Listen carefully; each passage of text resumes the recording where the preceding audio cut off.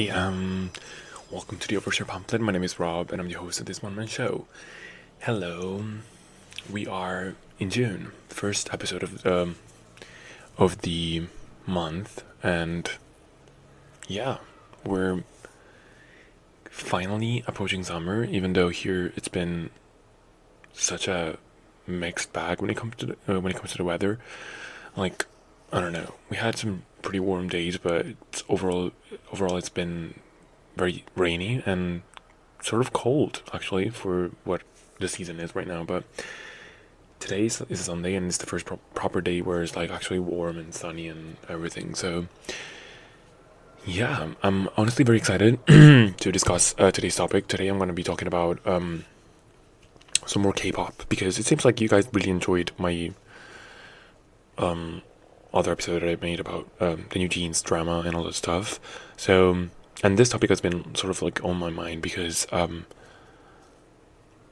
don't know, I've been seeing a lot of commentaries, and I've been wondering myself about the future of certain groups and how things are changing with the fifth generation of groups. And yeah, so I've had a lot of thoughts about the topic. I've had a lot of observations, and I've noticed a couple of things, and I think I can bring in some more nuance to this conversation because I've been a fan now for quite a while, since 2016, so I can put my 2 cents, I guess, like on how things have changed, I guess, since third gen until now. So, and I've never stopped listening to it, so to K-pop in general as a genre. So I am hopefully versed in in this topic. So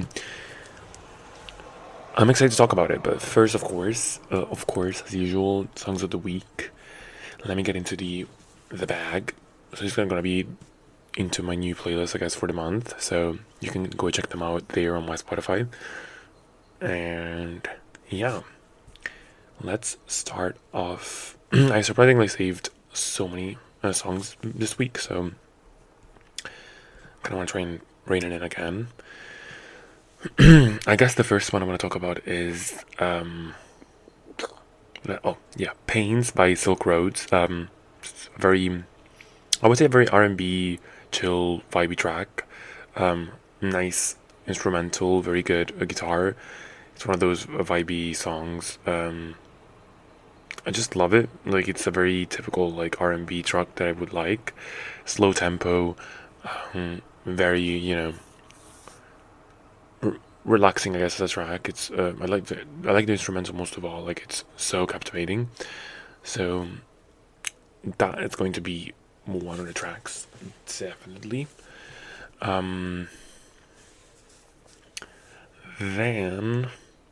I wanna talk about Boa by Megan Thee Stallion. Now, at first, when it first came out, I was like not super intrigued by the song, just because like, what is it? What is the producer's name? Lil Ju? I don't know.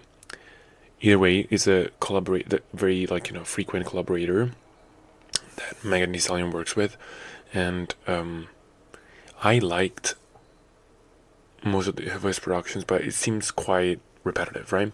But then I think the more I listened to it, the more I got into I like the part where like the beat drops for a second, and like there's no, like, it's just her, and then it gets into the chorus, I guess.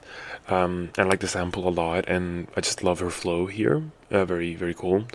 She spits fire in this track, and the video, the references to animes and like early 2000 video games is just immaculate.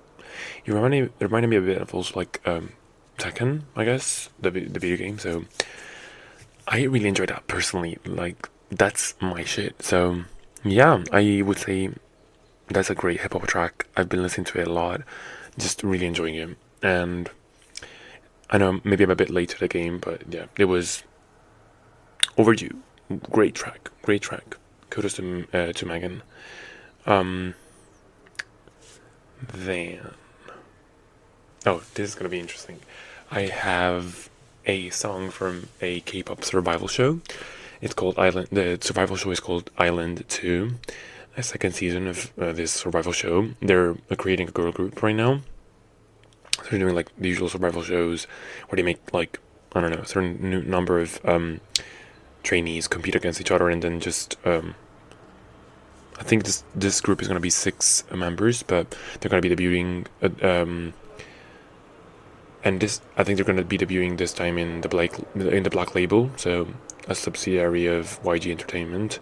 So excited. I mean, I'm not watching the show, to be fair. I usually used to watch all these shows, but I figured that I would just like, let them rock. But I am still keeping an eye on the music and on what they're doing. And this song is so good. It's called "I Will Always Love You," but it's like the acronym, so it's IWALY. Great track, very EDM dance pop, I guess. It's very Teddy coded, especially the like the outro, I guess, like the last chorus, maybe we could call it. It's so Teddy coded, like Teddy the producer. I enjoyed it a lot. I am captivated, like the guitar a bit in the beginning as well.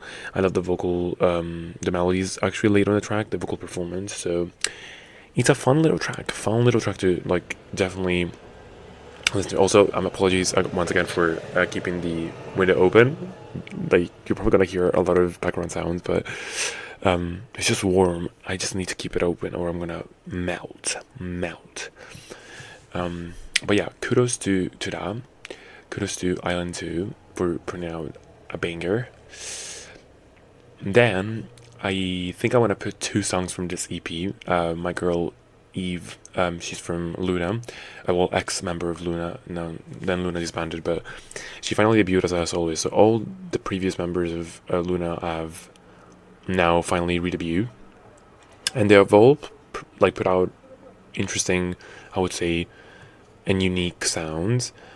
Eve here seems to be going a bit into house, house direction, I guess. A lot of I'm not sure if it's actually true or not. Like, I know people were saying that Pink Panthers produced this track. Let me see the credits. I don't think she did. Yeah, she didn't. But so that's the vibe of the song. It's like kind of like that. I would say, especially the verses are more like Pink Panthers related, but I think the main genre that we were like looking at here is also house, because the chorus is more like house beat. So yeah, check out Loop featuring Lil Cherry. Lil Cherry is a rapper, so she also has some nice bars, like her voice, but it's just great. I think what really elevates the song as well is the music video, which is like surprisingly like it's very well shot. She's now with a very small label, but I think the song and the video are actually very well paired and very cool, very well executed. Like, you can tell that they've used their budget wisely, and it shows in the final product, which is really, really good. Then she came, like, this song Loop is also part of the EP Loop, and one of the tracks, I think, is actually the second track on the, or maybe the first one. Let me check.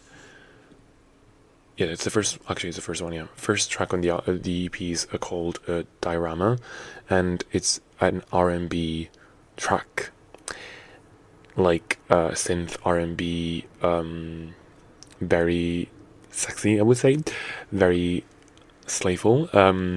Love that for her. Incredible stuff. Now, I think I was looking forward to her, like, to Eve debuting the most, because I think when Luna was first popping up and they were doing all their solos, I remember like liking the vibe of most of them. But I think Eve's solo track, New, is probably one of my favorite songs in K-pop, period. Not only like between the soloists, but also in general, like as a K-pop track. It's just incredible. So I was very looking forward to seeing what like she was gonna do with it, and with her solo project now that she's out of the Luna universe, maybe. and I wasn't disappointed, to be fair. Like, she tried different genres, which I appreciate. I still think that she is so skilled in terms of, dance and everything else, and her voice is quite unique, maybe as well. Um, but yeah, I mean, incredible producers. I guess she collaborated with very cool people. So yeah, kudos to Eve as well. New is still gonna be my favorite track as of now. Like from when she was in Luna, that was my jam and still is. I still listen to it. It's just incredible stuff. Um, that one is more like EDM. Sorry, like Europop EDM, I guess. But and like 80s, I guess. But yeah, I'm gonna put Diorama and Loop in June's playlist because they're really good tracks. I really really enjoyed them. Um, and I guess I can squeeze in another track. Let me see. Yeah, I will do that. Bubblegum, New Jeans. This song is so good. Like, it's just there's no explanation. Like, it has a very nice like electric guitar in the back, like a very happy. It's not like rock. It's like a pop guitar basically in the back, strumming, and a little flute moment also during the the entirety of the song basically. So good. I think I love the verses way more than the chorus. The chorus is really good, but I think it's um I think for me personally the more captivating part of the song is actually the verses, and it's just merely because of the melodies, like the vocal performance there and the actual production as well. So yeah, like this song is pure pop heaven in that sense. It has that like old school vibe, like the 90s vibe that New Jeans brought back, I guess.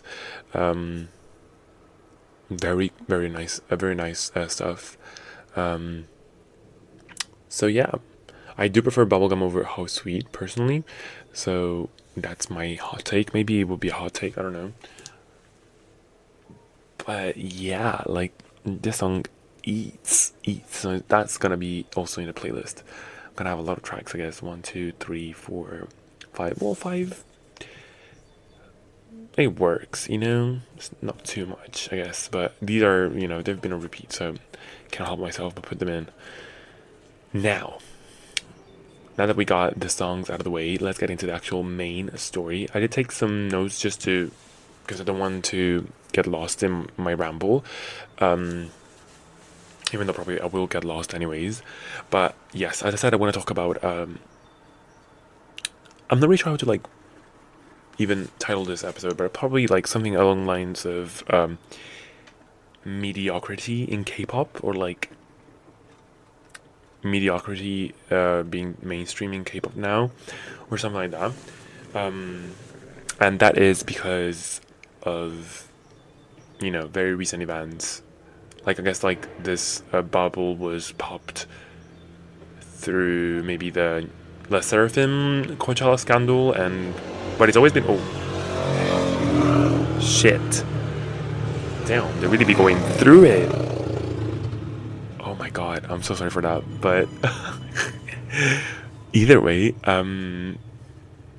yeah, I think with the new jeansification of K-pop and a bit in general the Seraphim,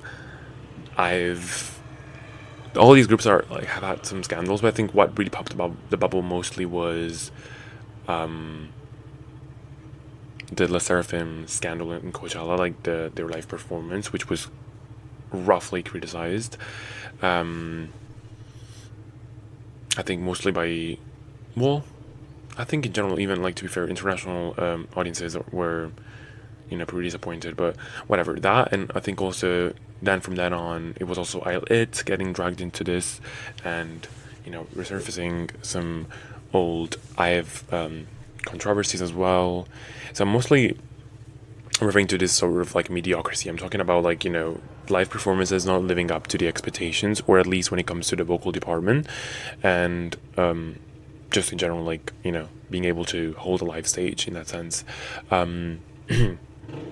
So yeah, I think what really prompted me was mostly this, like, just, you know, been thinking about it a lot, and I've been seeing also the way some, because these are mostly like fourth gen groups, but also I think Elit was also, since they're still part of fifth gen, it's like a problem is splitting into fifth gen. But it seems like fifth gen is opening up a bit about discussion and, you know, realizing the issue, I guess, or like, you know, coming to terms with it. And you can also see, I think what really made me want to talk about this was the counter marketing of other groups to just, you know, set themselves apart. But we'll get into that a bit later. Before we actually get into the topic, I wanted to put a disclaimer, I guess, because I'm gonna be talking only about girl groups here. There's multiple reasons why that is. I think probably is because, one, girl groups have been, in the past few years, they've been probably the most successful groups in general, like the most successful K-pop acts in both in Korea and also outside. I think, of course, you can bring in, I don't know, Stray Kids, but I don't know, like maybe Boy Next Door. But I don't know. I think mostly, I think K-pop has been female dominated, which we love to see, of course. But this is not to say that boy groups are lacking these issues, and that's another point I wanted to make. I think that I'm gonna be talking mostly about female groups because they have been the only ones under this like harsh scrutiny, which brings again like another, you know, layer of misogyny or like, you know, discrimination, I guess, like against mostly female groups. Like they don't put male groups under these sort of lenses and this intense scrutiny. So yeah, that's another thing to keep in mind. But I'm mostly focused on girl groups because, you know, there's also what I listen to the most. I do pay attention to male groups, but I think I actively listen to girl groups way more. And it's just the way it is. It's just the way it is. It's just always, to be fair, it's always been like this. Like even beforehand, I rarely listen to male groups. I do listen to like some of them sometimes, but I really enjoy female groups a lot. So that's one. But yes, so what really I think what I also want to bring in is, you know, sort of like a comparison with third gen. I think third gen saw the rise of this issue in a certain way, or like definitely was a byproduct. I mean, at the end of the day, it's always a continuous flow. Like we call them generations of like, you know, K-pop waves, but they are, you know, the product of each other. So of course, what happened in fourth gen and what's happening in fifth gen, it's all like, you know, a ramification of what happened in third gen. But you can still argue that third gen was very, you know, performance centered. They still cared a lot about like the live vocals and live performances. I think the spark of like, I think to be fair, like the origin point of like this mediocrity standard in K-pop came from third gen itself.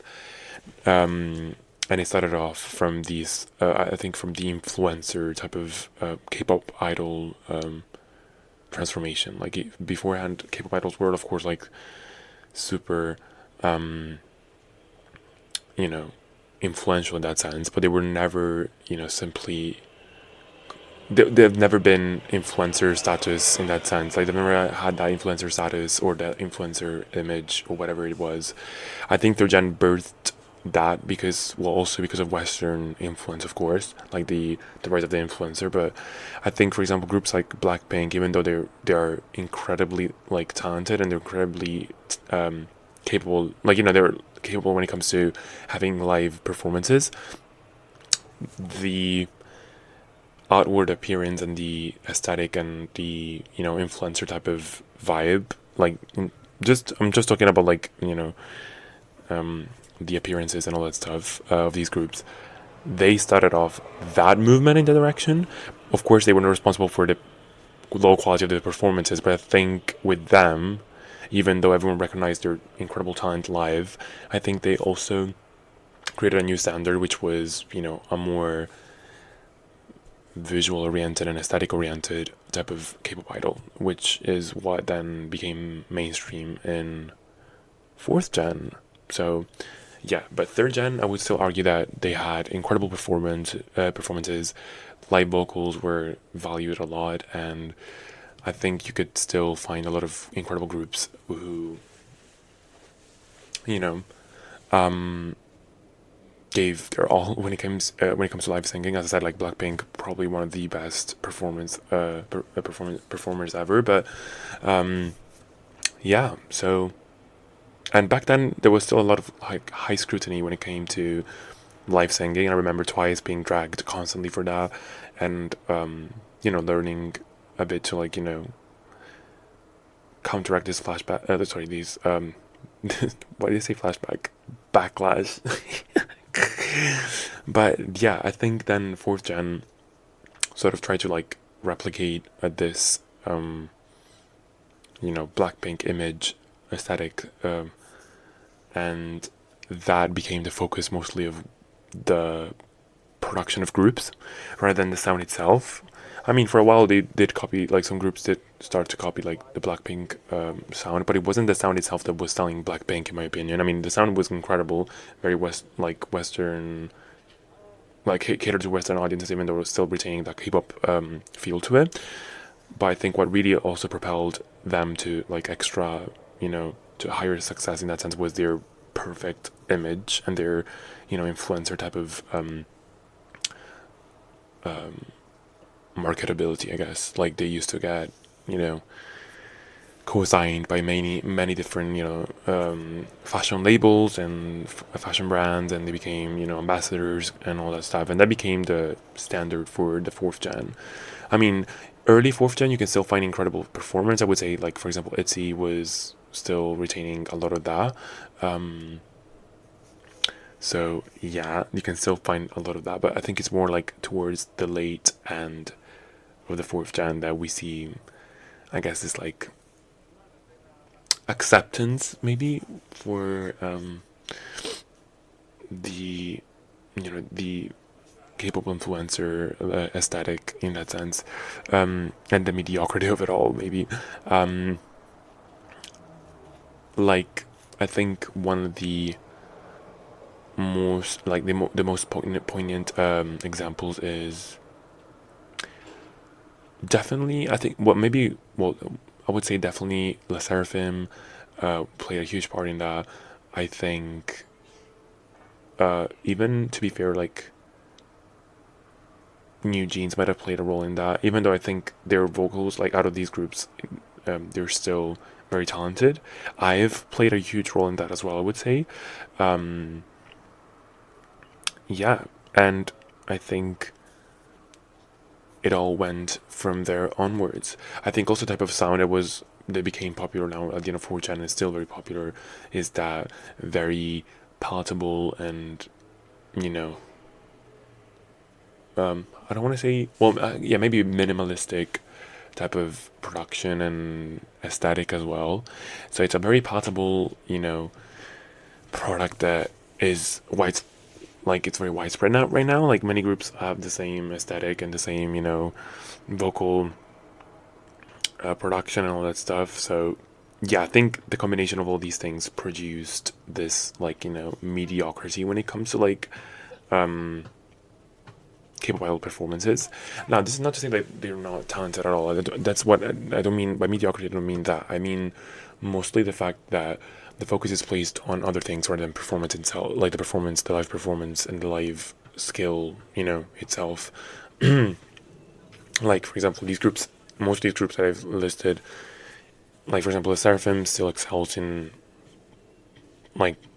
choreographies, for example. But I would say choreographies are also part of the aesthetic itself. Like, they're much easier. Like, you're still selling out, like, an aesthetic, an image, in a sense, which is less,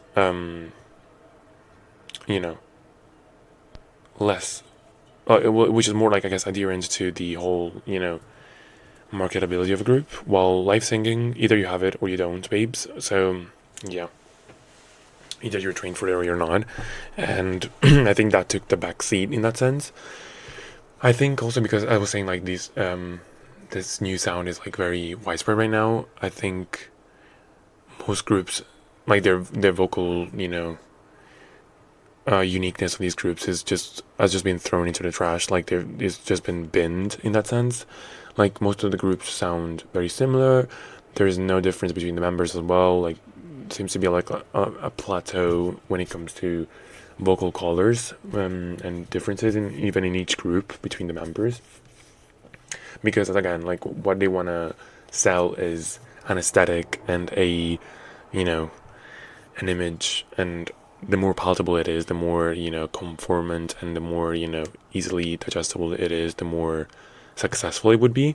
And I think that a big problem of this is also because the sheer amount of groups that we've received in the past few years, girl groups, I'm saying, requires them to, you would think that, standing out would be the best, solution. But I think the more you conform, oddly enough, the more you are guaranteed a certain type of success. Like Hype has been definitely, pushing this very minimalistic sound for the girl groups, and they've become, the new trend of fourth and fifth gen. And it was super popular with New Jeans. It was super popular with to be fair, Cupid by 50/50 as well. These groups really propelled this like minimalistic, westernized sound that became really popular. It's still a bit cutesy, I guess, adjacent, or like, girly in that sense. But yeah. So I think this sound and this like image was really like, marketable for the longest time, for a good 2 or 3 years. But what went to pop this bubble, as I said, was the, eventually like the lacking live performance skills were going to come out, and people were going to talk about it eventually. So I remember, for example, I've went through it as well when I think it was at like Liso and Wonyoung performance. Wonyoung was named like, the fourth gen it girl, mostly because of her, her looks and her appearances and her aesthetic and all that. But it turns out that, even in some live performances, they would rather focus more on like making her appear perfect rather than, making her actually sing for real. Same thing with Lisa, her member of the same group. But yeah, there was this specific performance where they were literally not even singing. They were like straight up lip syncing, and everyone was noticing that, and they went under fire because of it. But it wasn't blown out of proportion as much as like the SSERAFIM Coachella performance was. And I think here it was so bad because the predecessors, or like the comparison here, was drawn with Blackpink, who instead, when they headlined Coachella, they really, proved that they are incredible performers, and like, they can actually sing live and give you a more, like genuine live performance in that sense, if you get what I mean. Like, so the comparison, like the bar was very high, and unfortunately, I think Coachella, since it's like a Western show as well, they wouldn't have the same vocal post productions as K-pop shows and all that stuff, so Korean shows. So when they went on the stage, they had to sing live, and they unfortunately were not that good. Now, I don't know if it's, it must have been also part of it must also have been nervousness and all that stuff. But it's just like, if you listen to some of the performances, you're like, oh my god, like, come on. To be fair, to defend the girls, my girls, their choreographies are much more challenging than Blackpink's, choreos. But I also think that once you go for one of these shows and you're in the West, try to focus more on the live singing rather than the choreo, because you're not going to be filtered. That you're not going to be able to be saved in that. Like, whatever you're going to do is going to come through in that sense, right? Like, whatever vocal style, like, your vocals are going to be heard, and you better sing well. You know what I mean? So I would have rather seen them, like, take it down a few notches when it comes to choreo, and then focus more on the live singing rather than anything else. But yeah, so that event really, like, people are still questioning whether their career is over, like they cannot recover from this, because ever since then they haven't had a comeback yet. And I think they're trying to figure out maybe how to like make them come back in the best way possible to save face. And the the new jeans and highlight drama and hype drama definitely is also making some headlines, and they're also being brought into that controversy, so they're trying to like buy some time, which is totally understandable. I understand that. So but people have been questioning whether they can actually come back from that, because the blowback has been crazy. The girls have been scrutinized so much, and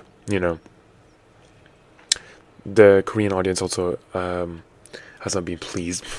Let's just say that. So yeah, I think if they play the cards right and they show that they can actually they can have a more like vocal oriented comeback, they can show that they're actually really good. I wonder though, like they need to be quick with it, because the more time it passes, the more I think people are gonna be not caring about it anymore. Like it takes a lot to change the public's opinion, but I think the quicker you do it, the better it is, before they actually everyone gets stuck on that idea. But yeah, so that's a big question mark. But I think after that event, everyone has been now scrutinizing the live vocals of all these girl groups, especially in fifth generation. So yeah, Islet was another victim of this. I think especially the Japanese members, they've been heavily scrutinized. They've been criticized for their live singing when they won, like when they were doing like their encore stages in Korea, for not singing well, for not singing properly, for not sounding like the track. And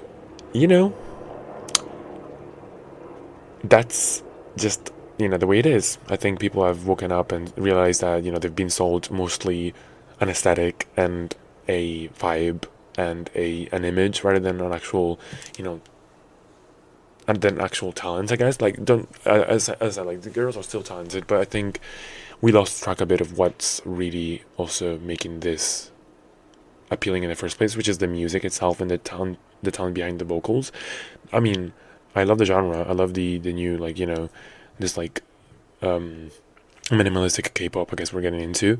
But I think when you debut a girl group, or like a group in general, you need to also remember you're also selling a singer in that sense, and the singing part is also very important. Not only the performance, like the choreo, but the performance includes also the live singing. So you need to like invest a bit more in that department. Now, of course, some of the big three groups, I think the big three groups actually have been still standing strong in that sense when it comes to those, even though they've not been as popular as all these hype groups and other independent labels. But you can still argue that they are still putting a lot of work into selecting talented trainees, like aespa, for example. Still has some of the best vocals from 4th gen, and NMIX also incredible vocals. Baby Monster definitely leading the 5th gen vocal groups in that sense. And I think what I've really noticed now is that to fight back, most of these groups are now trying to counter market themselves as being great performers live, being super talented singers. And you can definitely see that, like for example in Baby Monster, they've been doing some live band versions when they were promoting Sheesh in Korea, or like NMIX and Kiss of Life. They went recently in one of those shows. I think it was Knowing Brothers. I don't know, but they had like this vocal battle between the main singers. So they're really trying to push this narrative that they're in, like, some of these groups are not talented. You guys are putting your resources and like your supporting groups that are actually not that talented. Look at us, we can sing live, which is a very smart and interesting strategy. We'll have to see if like that works. I'm curious to see what the next comeback for Baby Monster is gonna bring in, because I think they definitely created a precedent of like being incredible live singers, and everyone is having high expectations, I guess, for that. And they're gonna the eyes of the Korean public are on them in that sense. So let's see if they can create this momentum and benefit from it.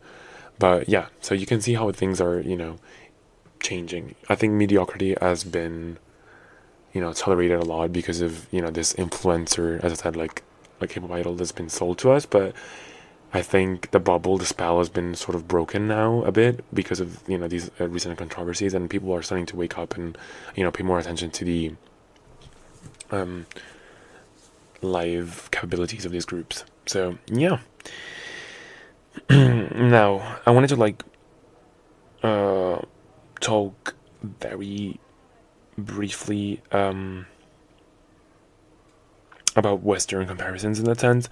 I think for us, like in the West, it's always been about live singing mostly, and then it was the performance second. Like, I mean, don't get me wrong, most female performers still focus on choreo, but I think what really still stays as a high standard for us in the West is if the singer sounds good live, if they sound good. I think it's also because we don't use a lot of backtrack. We still use backtrack for a lot of performances, but I think it's never been as prominent as in K-pop. K-pop, I think, since there's also a high choreo, the line was very, blurry in that sense. They use a lot of backtracks in live performances in Korean shows, so that's always been the case anyways. So yeah, but I think for us, we've always been very adamant, I guess, in protecting live singing and, praising live singers.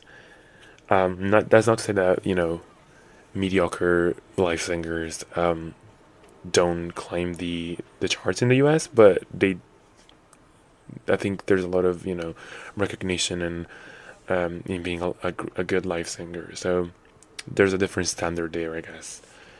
But I think Korean audiences are also getting that now, like very irritated, and I think also because of the, as I like, the drama between Islet and New Jeans and Hybe.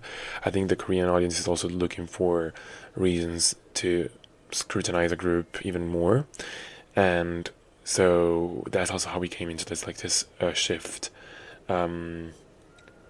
So yeah, I definitely think that we're moving past that point. I'm interested to see also what's going to happen to this minimalistic genre, because it's like very much tied to this aesthetic product in a way. And I don't know, is this going to be the end of it? Who knows? I think I'm glad that there's starting to be a bit more variety in products in K-pop, so you can get a lot of new stuff from different groups, new genres and new sounds. I'm definitely seeing New Jeans suffering also a bit from this general tiredness with the genre itself. I think Bubblegum and How Sweet are definitely great tracks, but they're suffering a bit from both the drama that's been just surrounding the group, but also I think in general people being tired of these repetitive sounds, I guess, or like minimalistic sounds. So who knows? But I'm wishing them the best. I think New Jeans deserves a fresh, better management at this point, of course, but also a bit of a reinvention, because they've done this sound quite a bit. I think Bubblegum was actually a good move in the right direction, but yeah, I guess the time will tell only. But I think I'm seeing a bit of switch in the narrative. So yeah. Anyways, this is pretty much it for the episode. I hope you guys are gonna have a nice week ahead of you. Hopefully the weather is gonna stay, like this for a while. It's very warm now. It's incredibly warm, and I've just,